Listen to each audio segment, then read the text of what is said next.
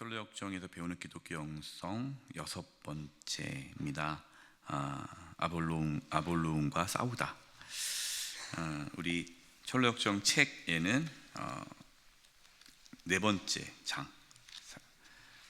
페이지로는 83페이지, 여러분 갖고 있는 철로역정 책 83페이지에 이제 있습니다. 바로 책으로 들어가도록 하겠습니다. 화면을 보여주시죠. 네, 아볼로온과 싸우다 83페이지.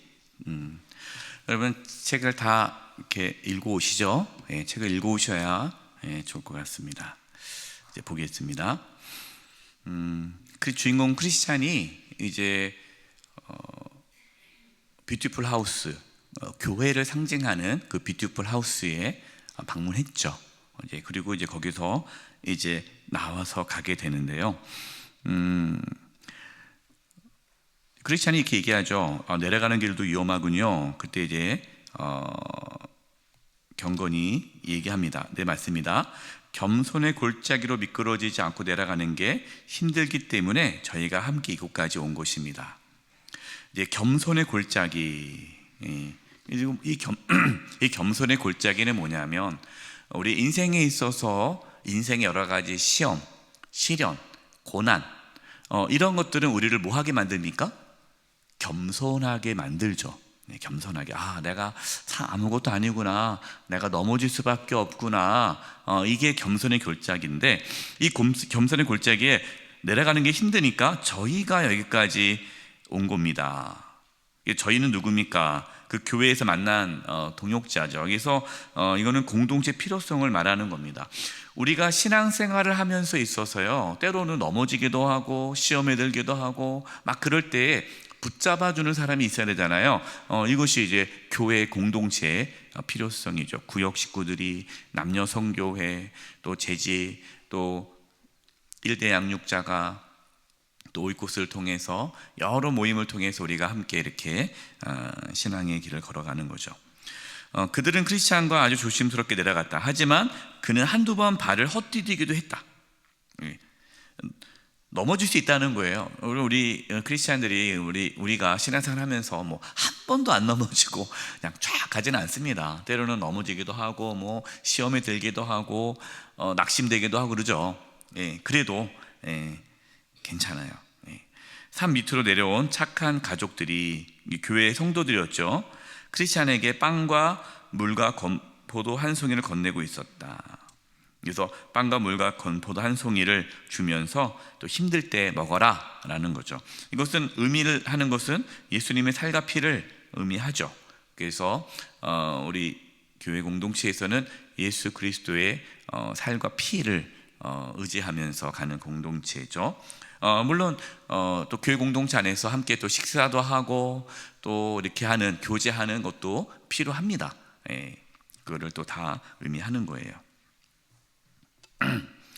이렇게 이제 노래를 부릅니다. 크리스찬이 경건한 친구들과 함께 할 때에 그들의 주옥 같은 말들은 그의 모든 슬픔을 치료하기에 충분했네. 그러니까 우리가 믿음의 동역자들, 성도들이 서로 위로하고 또 격려하는 그것이 나에게서도 모든 슬픔을 치료하기에 충분했네. 그래서 참 동역자가 필요하다라는 것이죠. 자, 겸손의 골짜기에 다다른 크리스찬은 어려움에 직면하고 말았다. 바로 자기 앞에 아볼로온이라는 추악한 괴물이 다가오고 있었기 때문이다. 이게 보면 아볼로온 이렇게 해놨어요. 프린트물 보겠습니다. 강의안 보면요, 이 아볼로온이 사탄인데, 오늘 제목이 이제 아볼로온과 싸우다. 이제 계시록 9장 11절에 이렇게 말씀하고 있어요. 그들에게 왕이 있으니 무조갱이의 사자라. 히브리어로는 그의 이름이 아바돈이요, 헬라어로는 그의 이름이 아볼루온이더라. 존 번연이 이 사탄, 마귀를 표현을 할 때에 이 계시록 9장 11절에 나오는 아볼루온을 가져와서 아볼로온과 싸우다라고 한 거예요. 이 아볼로온이라는 뜻은요, 파괴자, 멸망시키는 자라는 뜻입니다. 그리고 이제 성경에 또 마귀, 사탄 뭐 이런 단어가 나오잖아요. 그래서 에베소서 6장 11절에 마귀의 관계를 능히 대적하기 위해 하나님의 전신갑주를 입으라. 그래서 이 마귀를 뜻하는 헬라어 단어가 디아볼루스예요. 디아볼루스. 여러분, 제가 지금 설명한 건 이 책에 나와 있는 게 아니라 이 강의 안에 있는 겁니다. 아시죠? 네, 프린트물 다 갖고 있죠? 네. 그래요.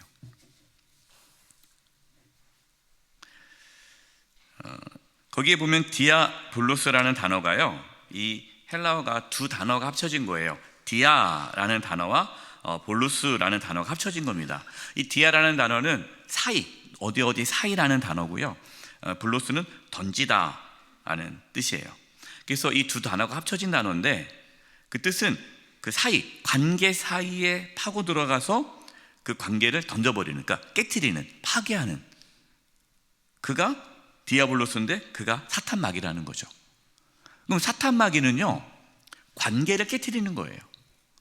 그래서 부부 사이의 관계, 부모와 자녀 사이와 관계, 형제 자매 사이 관계, 또 성도들 간의 관계를 깨트리고, 또 하나님과의 관계를 깨트리고, 이 사탄 마귀는요 모든 관계를 깨트려요.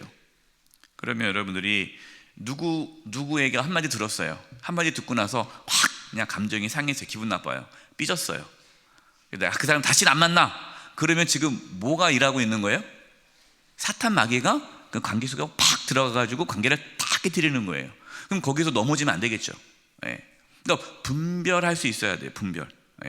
그러니까 사탄 마귀는 파괴자인데 뭘 파괴하느냐? 관계를 파괴시키는 자구나라는 것을 알아야 되는 거죠. 이제 아볼론을 만나는 겁니다. 자, 다시 책으로 들어가겠습니다. 책으로 들어가면요, 84페이지입니다. 크리스찬이 갑옷을 입었는데 여기 보면 등에는 갑옷을 입지 않은 게 생각났다. 그러니까 앞면만 입고 뒷면에는 갑옷이 없어요. 왜 그랬을까요? 뭐 하지 말라고? 도망가지 말라고. 등을 보이지 말라고. 등 보이면은 안 된다. 그러니까 우리는 사탄 마귀를 피하면 안 되고요, 마주해야 돼요. 마귀를 대적하라. 그러면 피하리라. 마귀를 대적하십시오. 네. 마귀는 아무것도 아니에요. 그래서 그는 결국 용감하게 맞서기로 결심했다. 생명을 건지는 일이 가장 중요하니 그대로 맞서는 게 최상책이다 생각하고 크리스찬이 생각했다. 그러니까 도망갈까 생각했는데 등에 갑옷이 없으니까 뒤돌아가다가 또 괜히 창 맞아 죽으면 안 되니까 그냥 탁 맞서기를 한 거예요. 이제 이 아볼로, 마귀가 물어보죠. 너는 어디서 왔냐? 그러니까 크리스찬이 얘기하죠. 나는 악의 소굴인 멸망의 도시에서 왔는데 지금은 시온산으로 가고 있다. 늘 말씀을 드립니다. 우리는 우리의 방향성을 알고 있어야 돼요. 우리는 어디서 왔고 어디로 가고 있는가. 우리는 멸망의 도시에서 왔고, 우리 죽을 수밖에 없는 죄인이었는데 이제는 우리는 천국을 향해서 가고 있다라는 것이 분명해야 돼요. 그러니까 아볼론이 뭐라고 말합니까? 그렇다면 내 놈은 내 부하 중 하나로구나. 왜냐하면 그 땅은 다 내 것이기 때문이지. 내가 그 땅의 왕이요 신이다. 그래서 내 부하였어. 멸망의 도시에서 왔다고 하니까. 크리스찬이 뭔 소리냐 하면서 얘기하는 거죠. 내가 시키는 일은 너무 힘들고 내가 주는 돈으로 살 수가 없었다. 죄의 삭은 사망이기 때문이다. 내가 그 멸망의 도시에 너의 부하로 내가 있었을 때가, 그때가 너무 고통스러웠고 그 결과는 죄의 삭은 사망, 죽음인데 하나님의 심판을 받을 수밖에 없는데 그래서 내가 너를 떠났다라는 거죠. 그러다 뭐라고 말합니까? 이 아볼론, 이 사탄 마귀가 만약에 내 나라에 돌아가겠다고 동의하면 할 수 있는 한 좋은 대우를 해주겠다 약속하마. 꼬시는 거죠. 야, 나를 따라. 뭐 사탄 마귀가 예수님을 시험할 때도 그러잖아요. 나한테 절해라. 그럼 내가 이 세상의 모든 걸 다 주겠다. 지금도 사탄은 그렇게 우리를 유혹하죠. 그래서 이 프린트물 보겠습니다. 프린트물에 뭐라 나왔어요? 사탄의 시험, 첫 번째 유혹. 좋은 대우를 해주겠다. 예. 우리는 지금도 이제 사탄이 그런 거 하죠. 세상 방식대로 살아. 예. 돈이 최고야. 다 뭐 예수 믿을 필요 없어. 내가 너 성공해 줄게. 예. 맞아. 교회 안 다녀도 잘만 살더라. 굳이 뭐 그렇게 할 필요가 있겠어? 내가 아는 사람 교회 안 다니는데요, 너무 잘 살아요. 그렇게 되는 거죠. 크리스찬이 뭐라고 말합니까? 나는 이미 왕 중의 왕께 내 자신을 드리기로 했다. 그러니 어찌 너와 함께 돌아가겠느냐. 왕 중의 왕, 하나님이시죠. 이제 하나님께 나는 내 자신을 드리기로 했다. 이 화면을 책을 보여주세요. 나는 이미 왕 중의 왕께 내 자신을 드리기로 했다. 그러니 어찌 너와 함께 돌아가겠느냐. 그러니까 이제 이 마귀가 계속해서 얘기해요. 나한테 오면 잘 될 거야. 근데 크리스찬이 뭐라고? 나는 그분을 믿고 그분께 충성을 맹세했다. 신앙은 하나님 앞에 충성을 맹세하는 거죠. 예. 그러면서 나는 지금 나를 해방시키신 왕의 깃발 아래 서 있다. 그리고 그분은 내가 너를 따랐을 때 행하던 모든 일을 용서해 줄 거다. 예. 나는 그분의 종이고 그분만 따를 거다. 그러면서 이제 얘기합니다. 두 번째 뭘 합니까? 자, 흥분하지 말고 이제 이 아볼론 얘기하는 거예요. 냉정하게 내가 가는 길에서 만나게 될 위험들을 잘 생각해봐라. 이제 첫 번째는 내가 잘해주겠다. 그다음에 두 번째는 뭡니까? 너 이렇게 가다가는 너 큰일 당할 거야. 너 어려움 당할 거야. 내가 너 이제 힘들게 할 거야. 고난이 있을 거야. 막 이런 얘기 하는 거죠. 그러면서 그 하나님을 섬기던 자들이 세상에서 받는 고난이 얼마나 큰지를 다 얘기하는 거죠. 그러니까 크리스찬이 뭐라고 말합니까? 그 다음 86페이지입니다. 86페이지. 그분께서 지금 당장 자기 종들을 구하지 않는 건 그들의 사랑을 시험하고 끝까지 충실한지 보시기 위함이다. 크리스찬, 하나님의 자녀들이 세상에서 고난을 받는 것, 고난받지만 하나님께서 당장에 도와주지 않은 이유는 정말 이들이 하나님을 사랑하는가를 시험하기 위해서 보는 거다. 하나님께서 버린 건 아니다. 그러면서 또 다른 얘기가 그들은 누구예요? 고난 가운데서도 끝까지 믿음을 지키는 크리스찬들을 말하는 거잖아요. 그들은 현재의 구원을 크게 기대하지 않고 영광 받을 날을 기다리고 있다. 왕께서 영광 가운데 천군 천사와 함께 오실 때 그들은 영광을 얻게 될 것이다. 그러니까 초대교회 성도들이 예수님을 믿는 것 때문에, 신앙생활하는 것 때문에 순교를 당하고 감옥에 가고 많은 박해를 받잖아요. 그래도 그들이 끝까지 그 박해와 고난 가운데서도 믿음을 지킬 수 있었던 것은 현재의 구원, 현재 내가 구원을 받지 못한다 할지라도 나중에 받을 영광, 그 천국에 대한 영광을 알고 있기 때문에 간다는 거죠. 그러자 아볼론이 세 번째 뭐라고 말을 합니까? 너는 이미 그를 섬기는 일에 불충성했다. 어떻게 그에게 삭을 받을 수 있다고 기대하느냐. 이게 뭐냐면 너 그동안 오면서 넘어지기도 하고 또 잘못된 길로 가기도 하고 하나님께 배신하기도 하고 충성하지도 않기도 하고 막 그러지 않았냐. 그랬는데 네가 그렇게 네가 신앙생활 해가지고 하나님이 너를 구원해 줄 것 같냐, 이렇게 얘기하는 거죠. 그러니까 크리스찬이 뭐라고 말합니까? 내가 한 말은 모두 사실이며 내게는 그보다 더 많은 잘못이 있다.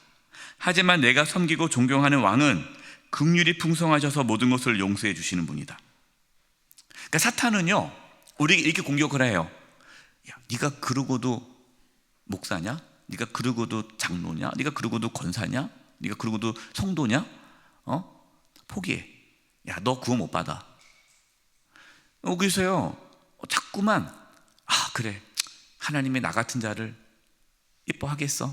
내가 하나님께 한 게 없는데 하면서 자꾸만 죄책감을 가져서 하나님을 떠나게 만드는 거예요.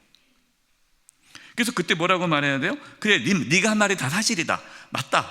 나는 나는 목사 같지도 않고 너무나 부족하고 정말 연약하고 나는 죄인이고 죽을 수밖에 없는 죄인이고, 그러나 하나님께서, 그래서 나는 거기에 이 약점들 때문에 후회하며 괴로워하고 신음했다. 하지만 나의 왕은 그 모든 것을 용서해 주셨다.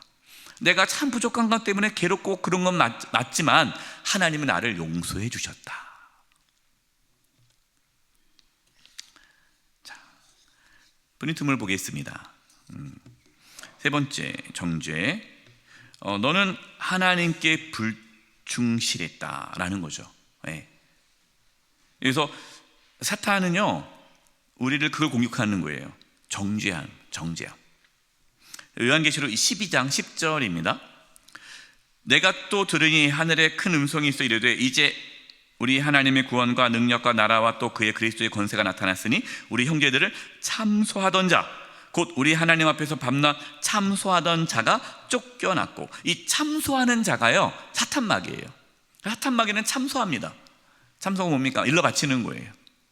하나님한테, 하나님 얘가요 이랬고 이거 잘못했어요, 얘 구원받을 수 없어요 하고 참소하는 자. 그리고 우리에게 죄책감을 계속 주는 거예요. 네가 그러면 구원 못 받아. 넌 구원 못 받아. 야, 네가 그렇게 신앙생활하고 네가 구원 받을 수 있을 것 같아? 야, 네가 한 게 있잖아. 양심 좀 있어라. 어떻게 그러고 천국 갈 수 있다고 생각하니? 그래, 나 천국 못 갈 것 같아. 자꾸만 이렇게 해서 하나님의 사랑을 의심하게 만들고 떠나게 만드는, 그것이 사탄 마귀의 공격이라는 거예요. 다시 책으로 돌아가겠습니다. 87페이지.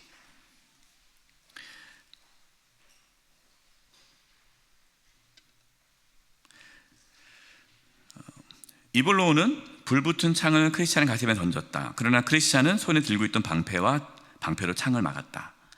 이 방패가 무슨 방패입니까? 믿음의 방패잖아요. 믿음의 방패. 성령의 정신갑, 하나님의 정신갑주를 입었을 때의 방패. 그래서 사탄은 공격해요. 그러면은 아까 매겼듯이 유혹과 또 고난과 정죄, 이런 것들로 막 공격해 올 때에 우리는 믿음이 있어야죠. 믿음, 하나님에 대한 믿음, 하나님 말씀에 대한 믿음, 흔들리지 않는 믿음으로 막는 거예요. 그러나 여러분, 또 사탄과 싸움에서 상처를 받죠. 손과 발에 상처를 입고 뒤로 주춤 물러났다. 크리스찬은 다시 용기를 내어 최선을 다해 용감하게 대항했다. 우리는 악한 사탄 마귀와 싸우는데 절대로 물러서면 안 돼요. 싸워야 돼요. 끝까지. 근데 크리스찬은 상처 때문에 점점 힘이 약해졌고 거의 탈진할 지경에 이르렀다. 우리가 영적인 싸움에서요, 그냥 만만하지 않아요.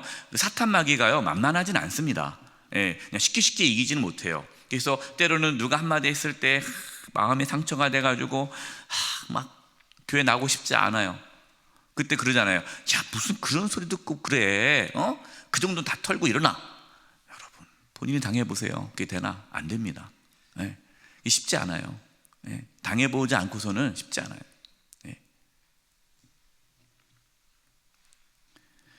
그게 탈진하는 지경에 이르렀다는 거예요. 영적인 싸움이 때로는요, 그럴 때가 있다니까요. 다 알죠. 다 알아요. 다 아는데 또 사탄의 공격에 무너질 때가 있어요. 그래도 포기하지 말고 끝까지 싸우라는 거예요.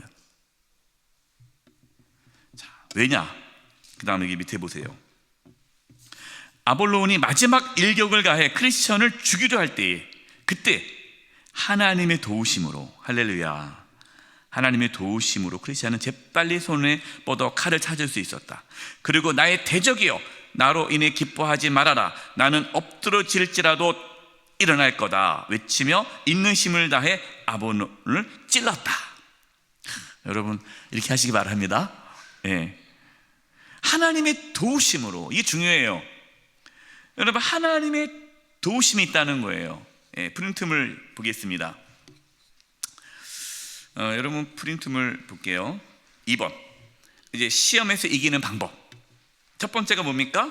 하나님의 사랑, 하나님의 도우심이.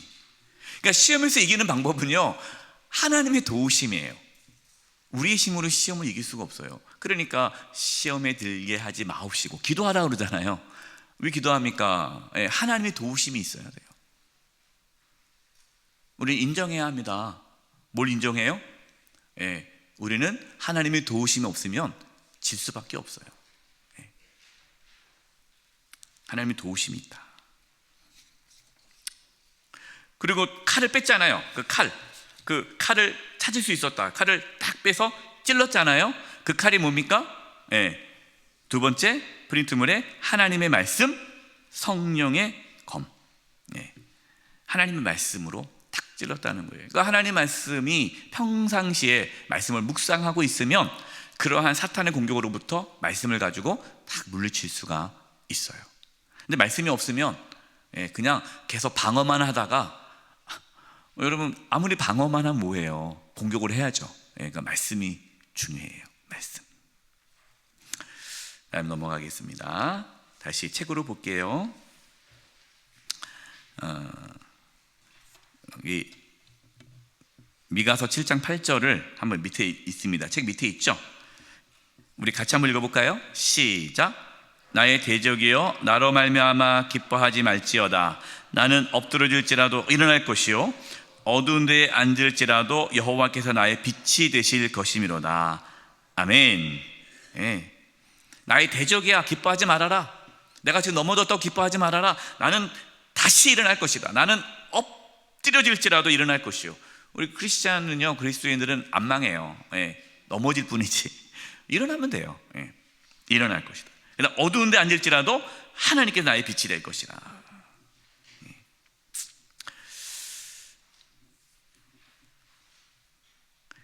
이 모든 일에 우리를 사랑하시는 이로 말미암아 우리가 넉넉히 이기느니라고 외치며 다시 일격을 가했다. 이것이 하나님 말씀이잖아요. 우리 하나님께서 우리를 절대로 포기하지 않으신다. 그 다음 넘기겠습니다. 전투가 끝나자 88페이지 책입니다. 전투가 끝나자 크리스찬은 사자의 입에서 나를 구해 주시고 아볼론과의 싸움에서 나를 도와주신 주님께 감사를 드립니다 라고 말하며 다음과 찬송을 불렀다 하고 이렇게 하나님 앞에 감사의 찬양을 드렸죠. 하나님께서 나를 지켜주셨으니까. 자, 그러면서 보니까 밑에 보니까 그때 생명나무 잎을 든 소이 나타났고 크리스찬은 그 잎을 받아 다친 곳에 가져다 붙였다. 그러자 상처가 즉시 아물기 시작했다. 이후 크리스찬은 그곳에 앉아 지난번에 아가씨들이 싸주었던 빵과 물을 먹었다. 이 빵과 물이 뭐라 그랬죠? 예수님의 살과 피. 그러니까 그 예수 그리스도의 살과 피, 그 십자가의 은혜와 사랑으로 다시 힘을 얻는 거예요. 그래서 우리 크리스찬들은요 늘 복음 앞에 서야 되고 복음으로 힘을 얻고, 상처받죠. 상처받지만 하나님께서 예수 그리스도의 보혈로 우리를 다시 깨끗이 씻어주시고 강건케 해주는 거예요. 그는 또 다른 적이 있을지도 모르는 생각에 칼을 들었다. 늘 이렇게. 그 다음에 나타난 게 뭡니까? 그의 눈앞에 또 다른 계곡이 나타났다. 그곳의 이름은 사망의 음침한 골짜기였다. 사탄 마귀가 딱 떠나니까 그 다음에 이제 사망의 음침한 골짜기가 나온다는 거예요. 이렇게 보니까 참 신앙생활이 어렵죠. 그냥 편안하게 갈 줄 알았는데 그렇지 않습니다. 근데 그 사망의 음침한 골짜기, 거기서 크리스찬은 거기에서 두 사람이 있는 것을 보게 되었다. 그들은 좋은 땅에 대하여 악하게 보고했던 자들의 후손이다. 민수기 13장에 나오죠. 그 정탐꾼, 그 가나안 땅 정탐꾼을 보냈더니 그 하나님께 주신 약속의 땅임에도 불구하고 그곳에 가니까 안악자손이 있고 우리는 게임도 안 되고 가면 우리는 죽을 거야 하면서 부정적인 생각만 있었잖아요. 하나님께서 주신 축복의 땅이지만 그것에 대해서 부정적으로 해서 못 들어가게 한 거잖아요. 그 후손들이 있었다 안 하는 거죠. 그게 뭡니까? 사망의 음침한 골짜기를 다닐지라도 해를 두려워하지 않을 것을 주께서 나와 함께 하십니다라는 그 놀라운 은혜가 있는데, 그 은혜를 바라보면은 사망의 음침한 골짜기에 갈 수 있는데 그 은혜, 믿음이 없으면 못 가잖아요. 나 죽으라고 여기 보내네? 이렇게 생각하잖아요. 그 후손들이 있다는 거예요. 그러면서 뭐라고 말합니까? 그 남자들, 그 후손들이 돌아가시오, 돌아가. 생명을 소중히 여기고 평안을 구한다면 얼른 돌아가는 게 좋을 겁니다. 사망의 음침한 골짜기에 가지 말라고. 그래서 그런 분들이 적지 않아요. 신앙생활 하다가 어려움이 생겨요. 어려움이 생기면 야, 기도해도 소용없네. 내가 교회 다녀도 소용없네. 자, 목사님 교회 안 가겠습니다. 왜요? 우리 아이가 아픕니다. 우리 자녀가 지금 문제가 생겼어요. 제가 그렇게 기도하는데 자녀를 위해서 왜 우리 아이가 아픕니까? 왜 우리 아이가 사업이 안 됩니까? 그런 하나님 저 안 믿겠습니다. 이분은 뭐예요? 처음부터 안 믿은 분이에요. 처음부터 안 믿은 분이고, 이런 분들은 이제 전혀 그것에 대한 믿음이 없는 거죠. 돌아가는 거예요. 이 남자들처럼. 그래서 도대체 무슨 일이 있겠 그럽니까? 그러니까 이 남자들이 뭐라고? 글쎄 우리가 사망의 음침한 곳에 들어갔는데 불행 중에 다행으로 우리 앞에 놓인 위험을 볼 수 있었지 뭡니까? 그러니까 사망의 음침한 골짜기 딱 봤는데 뭔가 위험해 보여. 다행이라는 거죠. 안 들어가기 잘했다. 그래서 무엇을 보았습니까? 그러니까 무엇을 보았냐고요? 바로 골짜기 자체가 위험이었죠. 그러니까 위험한 것을 안 간다. 신앙생활 하는 분 중에 그래요. 조금도 피해보지 않으려고 그러고, 조금도 희생하지 않으려고 그러고, 조금도 어려움 당하지 않으려고 그래요. 그래서 조금만 뭔가 어렵고 힘들다 그러면은 안 해 하고 딱 그냥 포기하는 거죠. 크리스찬이 얘기합니다. 당신들이 말하는 것을 직접 보지는 못했지만 나는 이 길이 천국으로 인도하는 길임을 분명히 알고 있습니다. 좁은 길, 고난의 길이지만 그 고난의 길을 통과하면서 영광의 길로 나갈 거를 알고 있는 거죠. 이 남자들 뭐라요? 마음대로 하세요. 우리는 절대로 가지 않을 겁니다. 크리스찬은 계속 앞으로 나아갔다. 프린트물 보면요, 사망의 음침한 골짜기를 만났을 때의 반응입니다. 두려워하여 도망하는 자가 있고 계속 앞으로 나가는 자가 있다. 우리 성도 여러분들은 어느 축에 속하십니까? 계속 앞으로 나아가시기 바랍니다. 도망하지 마시고 앞으로 계속해서 전진. 다음 보겠습니다. 오른편 골짜기까지 이어져 있는 깊은 구덩이가 보였다. 그곳은 오래전 소경이 다른 소경을 인도하려다가 둘 다 비참하게 빠져 죽었다는 바로 그 구덩이였다. 사망의 음침한 골짜기에서요, 빠져서 그냥 죽은 사람들이 많다는 거예요. 여러분, 사망의 음침한 골짜기 들어갔다가 다 사는 거 아닙니다. 사망의 음침한 골짜기잖아요. 사망. 그러니까 죽는 골짜기예요. 근데 누구는 죽고 누구는 안 죽어요. 볼까요? 그 다음 페이지. 91페이지입니다. 맨 위쪽. 다윗 왕도 한번 이 수렁에 빠진 적이 있었는데 그때 전능하신 하나님께서 그를 건져주시 않으셨다면 그는 분명히 그곳에서 질식해서 죽었을 것이다. 하나님께서 건져주셨다라는 거죠. 그래서 시편 69편 14절 맨 밑에 있죠. 우리 시편 69편 14절 같이 한번 읽어보겠습니다. 시작. 나를 수렁에서 건지사 빠지지 말게 하시고 나를 미워하는 자에게서와 깊은 물에서 건지소서. 우리에게 이것이 필요해요. 우리는 사망의 음침한 골짜기를 지날 수가 없어요. 하나님의 도우심이 필요합니다. 구해야 돼요. 지금 여러분 어떤 어려움이 있습니까? 고난이 있습니까? 역경이 있습니까? 그래, 참자. 참으면 좋은 날이 올 거야. 안 그래요? 참아도 좋은 날 안 올 수도 있어요. 우리의 힘으로 못 참습니다. 하나님, 나를 건져주세요. 건져달라고 기도하세요. 여러분이 그냥 생몸으로 견디지 마시고 하나님 건져주세요. 하나님 나를 지켜주세요.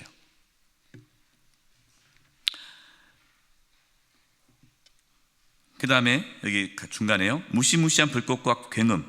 크리스찬의 칼로는 막을 수조차 없는 공포였다. 생각 끝에 크리스찬은 칼집에 꽂고는 모든 기도라는 무기를 꺼내 들었다. 그리고는 큰 소리로 이렇게 기도했다. 여호와여, 주께 구하오니 내 영혼을 건지소서. 아까 크리스찬이 그 칼을 꺼냈잖아요. 칼은 하나님의 말씀이고 또 성령의 검으로서 막 물리쳤잖아요.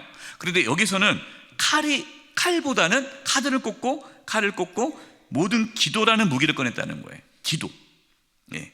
에베소서 6장 15절, 18절 맨 밑에 있습니다. 밑에 에베소서 6장 18절. 모든 기도와 간구를 하되 항상 성령 안에서 기도하고 이를 위하여 깨어 기도하기를 항상 힘쓰며 여러 성도를 위하여 구하라. 기도. 항상 모든 일에 기도해야 돼요. 그러면서 어떻게 기도해요? 시편 116편 4절. 내가 여호와의 이름으로 기도하기를 여호와여 주께 구하오니 내 영혼을 건지소서 하였도다. 여러분 이렇게 기도하셔야 돼요. 예. 하나님 저를 건져주세요. 저를 도와주세요. 예. 이것이 사망의 음침한 골짜기를 벗어나는 길입니다. 여러분 우리에게 힘이 없다는 걸 아시고 하나님께 나아가 엎드리셔야 돼요. 그래서 다른 데 가서 도움 구하지 마시고 일단 하나님 앞에 나아가서 엎드리고 하나님 살려달라고, 하나님밖에 없다고, 하나님 도와주지 않으면 저 죽는다고, 여러분 그렇게 하나님께 매달리셔야 돼요. 그래서 여기 프린트물 보면요, 네 번째, 사망의 음침한 골짜기를 통과하는 방법은 첫 번째 기도, 전적인 하나님의 도우심을 구하는 거예요. 기도밖에 없습니다. 여러분 기도밖에 없지만 기도가 능력이에요. 네, 기도. 그다음에 두 번째가 뭡니까? 이제 믿음. 하나님께서 함께 하신다는 약속의 말씀을 붙잡는 거예요. 넘기겠습니다.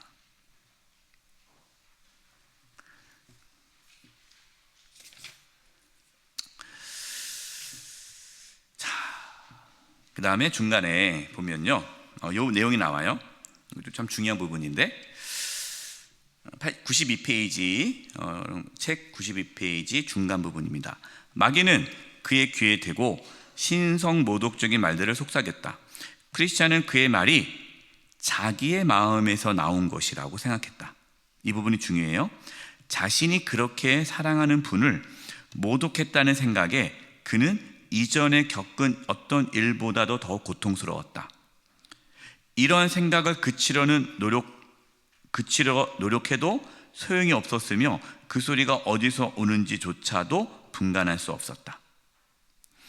이게 뭐냐면요, 사탄 마귀가 우리 생각에 사탄 마귀가 악한 생각을 넣어주는 거예요. 그러면서 이게 내 생각인지 아니면은 악한 사탄 마귀가 생각인지 이걸 잘 모르죠. 그러면서 깜짝 놀라죠. 내가 왜 이런 악한 생각을 하고 있지? 그러면서 자괴감에 빠질 때가 있단 말이에요.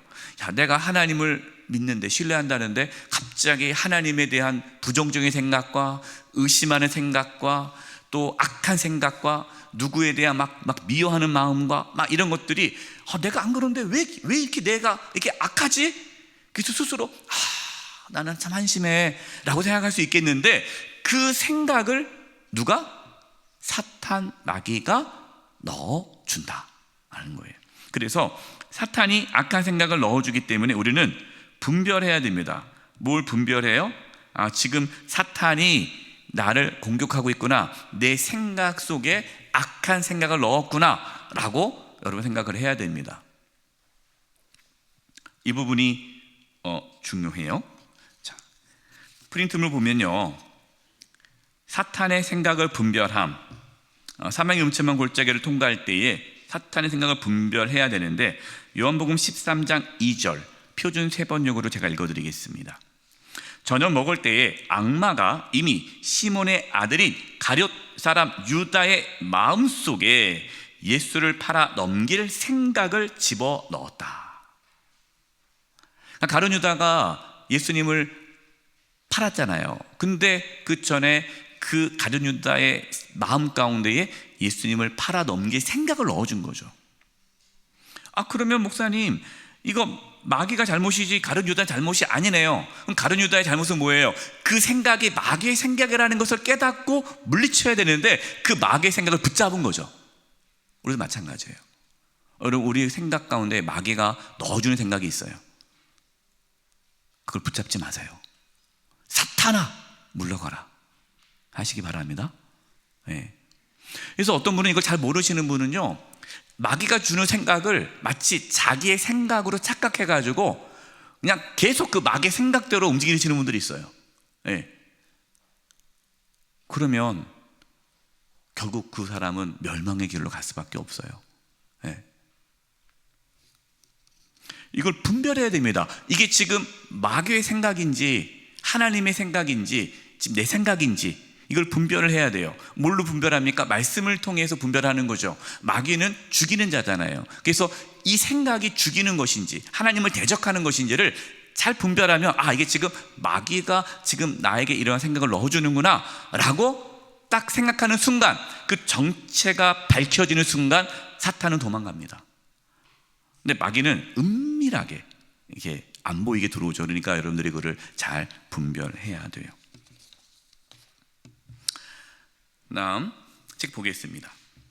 내가 사망의 음침한 골짜기를 다닐지라도 해를 두려워하지 않을 것은 주께서 나와 함께 하십니다 라는 이 말씀이 딱 들렸죠. 절망감 속에서 계속 빠져 길을 걸어가고 있을 때 이 말씀이 딱 나오는 거예요. 그래서 이 말씀을 듣고 힘을 얻게 되죠. 자, 이 말씀을 듣고 기뻐한 세 가지 이유가 있습니다. 첫째로, 그는 이 골짜기에 자신 말고도 하나님을 경외하는 다른 사람이 있다는 것을 알게 되었다. 나만 사망의 음침한 골짜기를 다니는 게 아니구나. 다 예수 잘 믿는 사람도 가는구나. 둘째는요, 그는 이 어둡고 음침한 상황에서도 하나님께서 그들과 함께 하신다는 것을 알았다. 하나님은 절대로 우리를 떠나지 않으십니다. 함께 하세요. 이걸 깨달은 거예요. 그리고 세 번째는요, 그는 머지않아 동행자를 만나게 될 것이라는 소망을 가지게 되었다. 그리고 이윽고 날이 밝았다. 93페이지, 책 93페이지입니다. 이윽고 날이 밝았다. 날이 밝았다라는 거예요.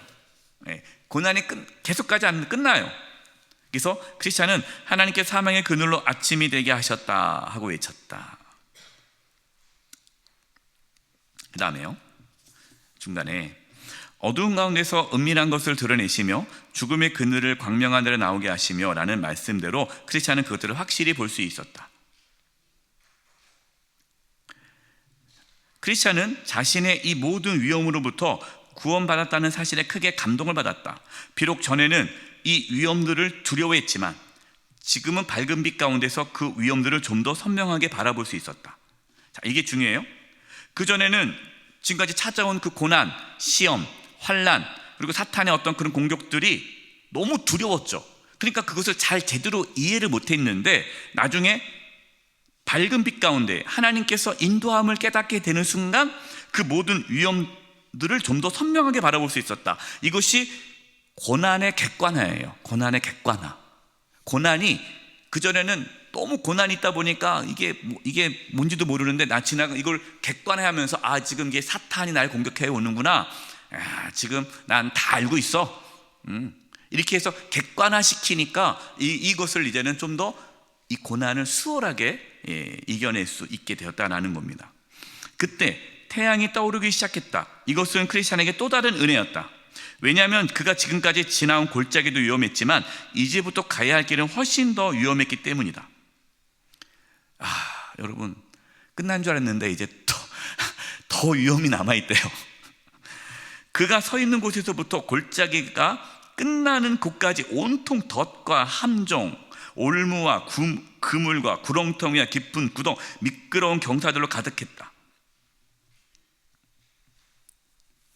그러나 이미 말한 대로 태양이 떠올라오고 있었고 크리스찬은 그의 등불이 내 머리에 빛이 었고 그의 빛을 힘입어 암흑 속에서도 걸어 다녔느니라. 그래서 여러분 이제 프린트물을 좀 보면서 말씀을 드리겠습니다. 프린트물 보면은 네 번째, 시험의 객관화라고 제가 정리했어요. 야고보서 1장 2절과 4절이에요. 내 형제들아, 너희가 여러 가지 시험을 당하거든 온전히 기쁘게 여기라. 이는 너희의 믿음의 시련이 인내를 만들어내는 줄 너희가 알미라. 인내를 온전히 이루라. 이는 너희를 온전하고 구비하여 조금도 부족함이 없게 하려 함이라. 이것을 시험을 객관화하는 거예요. 그러니까 시험에 빠졌을 때는 왜 시험을 당할 때 기뻐할지는 모르지만 내가 시험을 이렇게 한번 객관적으로 바라보면 이 시험은 하나님께서 나를 더 유익하게 하려고 하는 거구나. 그래, 내가 이 시험을 통해서 내가 인내를 배우고 더 굳건한 믿음을 갖게 되겠지 하면서 그 시험을 기뻐한다는 것은 그 시험을 객관화하는 거예요. 객관화하지 않으면 시험을 받았을 때 기뻐할 수가 없어요. 이렇게 얘기하죠. 당신 당해봐.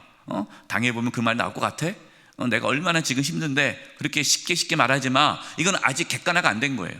여러분, 객관화가 안 된 분들에게 가가지고 오늘 말씀 들었지? 시험의 객관화. 빨리 객관화해. 그러면 그분에게 전혀 위로가 되지 않아요. 이 객관화는 내가 경험해야죠. 그때까지는 시간이 걸려요. 하지만 그 고난과 아픔, 그 시간을 겪으면서 나중에 뒤돌아보니까 그 고난과 시험에 대한 객관화가 되는 거예요. 여러분, 지나온 그 과거를 보세요. 그 옛날에는 그것 때문에 막 시험에 들어가지고 막 속상하고 막 그냥 이거 또 없으면 죽을 것 같고 막 이랬던 과거의 삶 속에 지나오니까 그걸 지금 보면 객관화 되잖아요. 그러면서 그때 그 과정을 통해서 하나님께서 나를 이렇게 훈련시켰고 이런 은혜를 주셨고 이거를 알게 되잖아요. 이것이 시험의 객관화라는 거예요. 두 번째, 밑에 시험의 객관화 두 번째, 야고보서 1장 13절 14절입니다. 사람이 시험을 받을 때에 내가 하나님께 시험 받는다 하지 말지니 하나님은 악에게 시험 받지도 아니하시고 친히 아무도 시험하지 아니하시니라. 오직 각 사람이 시험을 받는 것은 자기 욕심에 끌려 미혹됨이니. 이것이 자기 객관화가 되면 내가 지금 욕심에 의해서 이런 시험을 당하는구나. 뭐 자녀 어떤 문제가 생겼다. 그러면 내가 자녀에 대한 욕심이 있었구나. 내가 자녀에 대한 욕심이 너무 컸구나. 그래서 내가 나의 욕심 때문에 이렇게 어려움이 생기는구나. 이걸 객관화 시키는 거죠. 객관화하지 못하면은 그 모든 원인을 다 다른 사람에게 전가하잖아요. 너 때문이야. 이건 상당히 이거는 객관화시키지 못한 거예요. 그러나 이거를 객관화시키면은 내가 이런 부분 잘못했구나 라는 것을 깨닫게 되는 거죠. 그러면서 시험이라는 것의 대부분은 나의 욕심에서부터 시작됐구나. 욕심. 여기서 욕심 뭘까요? 나의 자존심, 나의 어떤 교만. 내 안에 자존심이 있구나. 그러니까 누가 한마디 했을 때 내가 팍 무너졌던 것이 내 안에 여전히 내가 저 사람보다 내가 더 뛰어나다라는 그런 교만함이 내 안에 자리 잡고 있었구나. 내가 교만해서 넘어진 거구나. 이런 것들이 다 객관화가 될 수 있는 거예요. 여러분, 누가 뭐라고 해요? 그러면 그래요. 이 사탄 마귀가 공격하잖아요. 네가 그러고도 하나님 구원 받을 것 같아? 네가 그동안 하나님께 한 게 있잖아. 그러니까 이 크리스천이 뭐라고 그래요? 사실 내가 그보다 더 잘못한 게 많아. 자, 객관화가 된 거잖아요. 그런데 하나님 날 용서해 주셨어.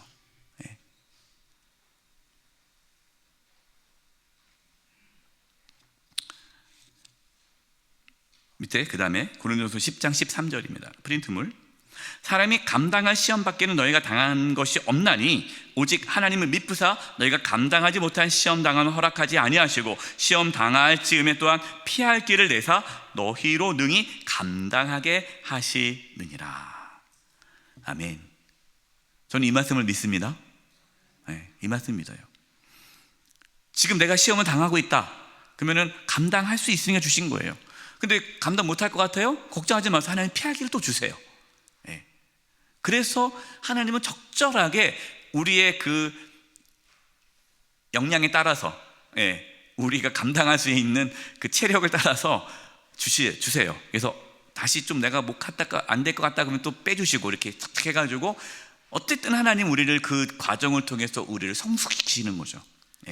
온전한 믿음을 갖게 하고 주님을 더 의지하게 만드는 신앙의 길을 걸어갈 수 있게끔 이끄신다라는 거죠. 사망의 음침한 골짜기, 하나님 안 주시면 되지, 왜 이렇게 크리스찬 좀 편한 길로 가지, 넓은 길로 가지, 왜 이렇게 하십니까? 그런데 그러한 과정을 통해서 믿음을 더 갖게 되는 거죠.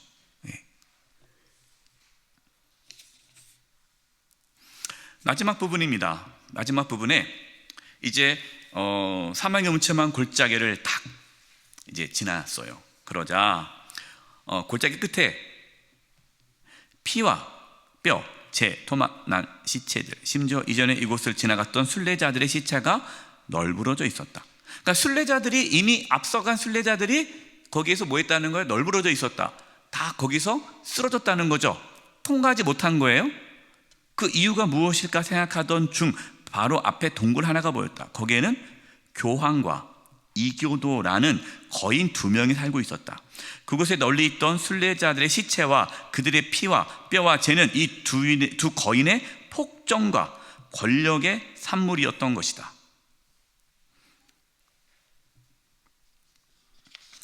프린트물 보겠습니다. 마지막 5번째, 교황과 이교도. 지금 존 번연이 이 철로역정에서 교황과 이교도라는 두 거인이 있었는데, 교황은 책을 읽어보시면 알겠지만 이미 나이가 많아가지고 힘이 없어요. 그래서 누구를 해할 수 없어요. 그냥 쭈그리고 앉아 있어요. 그리고 이 이교도는 이미 죽었어요. 이것은 뭘 의미하냐면 당시 이 영국의 상황을 얘기하는 거예요. 당시 영국은 카톨릭이 사라졌잖아요. 그러니까 카톨릭이 사라지고 영국 국교회, 지금은 성교회라고 말씀을 드렸어요. 국교회가 전부 다 교회를 장악했죠. 그래서 카톨릭이 거의 유명무실, 카톨릭이 영국 땅에서는 힘을 쓰지 못했어요. 그러니까 이거는 지금 그럼 예전에는요 카톨릭이 있었잖아요. 그러니까 영국 국교회가 또 청교도가 있기 전에 이 카톨릭이 전 유럽을 다 휩쓸지 않았습니까?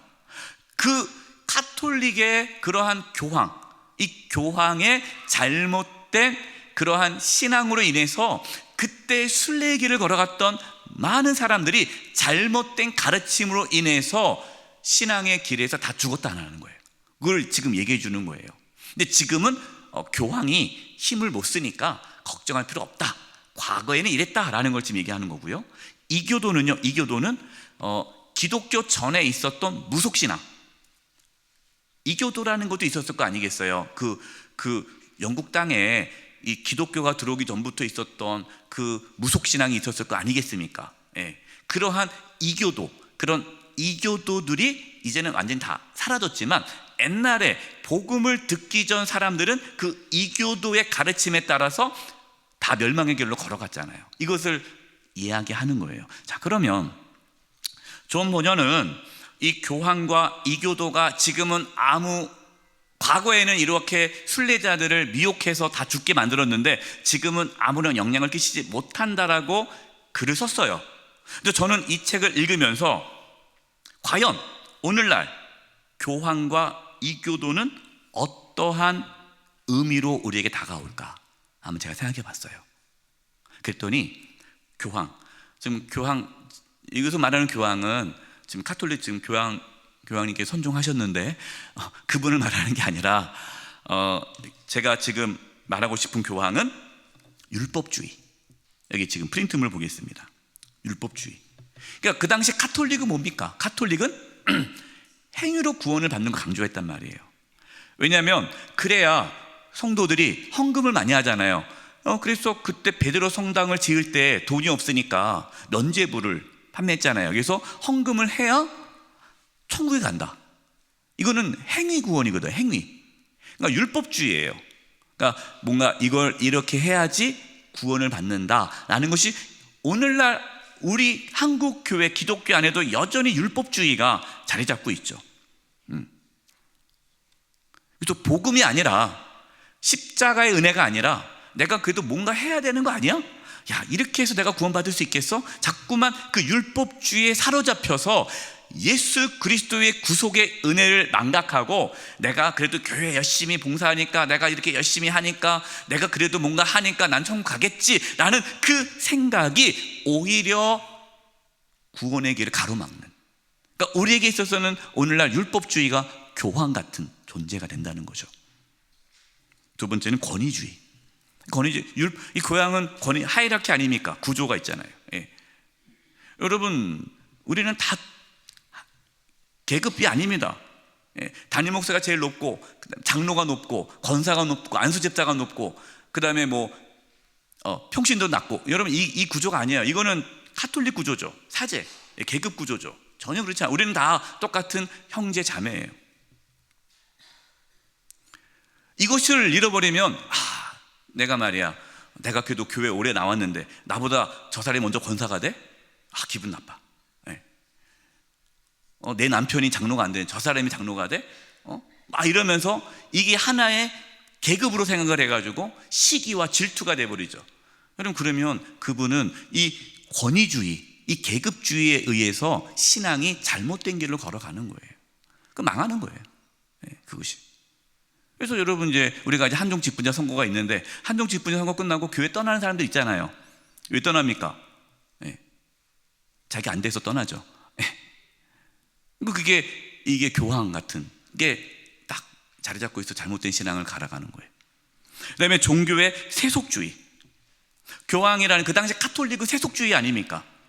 상당히 세속주의로서 정말 하나님 중심이 아니라 세속화됐잖아요. 교회가, 이 카톨릭이 그 당시에. 그러니까 지금 카톨릭을 제가 뭐 비난하는 것이 아니라 중세에 그 당시에 이제 있었던 그거 부분이 있었다는 거예요. 이런 세속주의. 근데 지금도 마찬가지죠. 지금도 교회 안에 세속주의가 들어오면 그것이 이제 무너지는 거죠. 그래서 우리는 여전히 눈에 보이는 교황은 없어도 이러한 잘못된 이러한 모습들로 인해서 우리가 신앙의 길을 가다가 무너질 수 있다. 두 번째, 이교도. 이교도는 뭘까요? 다원주의. 다원주의가 뭡니까? 다 구원이 있다는 거죠. 이렇게 해도 구원받고 저렇게 해도 구원받고. 그래서 목사님, 교회 안 다니는데요, 우리 아이가 그래도 열심히 그래도 이렇게 또 교회는 안 다녀도 열심히 또 이렇게 사니까 그래도 구원받지 않을까요? 교회를 안 다녀도 착하게 사는데. 상대주의는요, 절대 진리가 없다는 거죠. 이것도 맞고 저것도 맞고 다 맞아요. 그러니까 예수님을 믿어도 구원받고 예수님을 안 믿어도 구원받고. 왜? 다른 데도 다른 종교에도 구원이 있으니까. 이 상대주의. 그다음에 기복주의. 그다음에 인본주의. 인본주의는 이제 하나님 중심이 아니라 인간 중심인 거죠. 이런 것들이 여전히 우리의 삶 가운데 있어서 이렇게 신앙생활 하다 보면은 결국에는 그분들도 다 거기에 무너져서 끝까지 순례의 길을 걸어가지 못하고 천국에 이르지 못하고 이제 주저앉게 된다라는 생각을 저는 이 책을 읽으면서 이런 생각을 떠오르게 되었어요. 자, 마지막 책 부분 보고 마치겠습니다. 이제 다 통과했어요. 다 통과하고 이렇게 노래합니다. 아, 놀랍도다. 이렇게 말할 수밖에 없다네. 내가 처한 이 위험에서 보호를 받다니. 아, 나를 구원하신 그 손길을 송축하리. 그리고 마지막에 쓸모없고 어리석은 나는 걸려 넘어질 수밖에 없다네. 여러분도 그렇게 생각하십니까? 저는 그렇게 생각해요. 하지만 나는 이렇게 살아있도다. 영광의 관을 예수님께 드리리. 우리가 지금 이렇게 예수님 믿고 있다는 그 자체가 하나님의 은혜잖아요. 우리는 이것을 늘 인식하고 있어야 돼요. 내가 잘나서 지금 잘 믿고 있는 것이 아니라 내가 이렇게 예수 믿고 있는 자체가 하나님의 은혜라는 사실을 늘 기억하고 하나님께 영광과 감사와 찬양을 드릴 수밖에 없다라는 것이죠. 오늘 이렇게 또 사탄의 어떤 공격으로부터 우리가 어떻게 신앙생활 해야 될지에서 나눴습니다. 기도하고 마치겠습니다. 하나님, 사탄이 그렇게 공격해 오고 우리를 넘어뜨린다 할지라도 우리가 승리할 줄 믿습니다. 마귀를 대적하게 해주시고 하나님 말씀으로 무장하게 도와주시고 깨어 기도하게 해주시고 하나님의 그 말씀, 사망의 음침한 골짜기를 다닐지라도 해를 두려워하지 않을 것은 주께서 나와 함께 하신다는 그 약속의 말씀을 붙잡고 담대히 나가게 하여 주시옵소서. 악한 사탄 마귀가 우리의 마음 가운데 악한 생각을 집어넣지 않도록 분별할 수 있게 하여 주시옵소서. 하나님, 우리 넘어질 수밖에 없습니다. 연약합니다. 하나님께서 천군 전사를 보내주셔서 늘 도와주시고 붙잡아 주셔서 끝까지 믿음의 길을 걸어갈 수 있도록 주여 인도하여 주시옵소서. 예수님의 이름으로 기도드리오며 지금은 우리 주 예수 그리스도의 은혜와 하나님 아버지의 그 크신 사랑하심과 성령님의 교통하심과 충만하심이 끝까지 믿음의 길을 걸어가기를 간절히 바라고 나아가는 우리 사랑하는 성도님들 한 영혼 한 영혼 위에, 우리 영수의 교회와 이 나라 민족 위에 이제부터 영원토록 함께하옵시기를 간절히 축원하옵나이다. 아멘.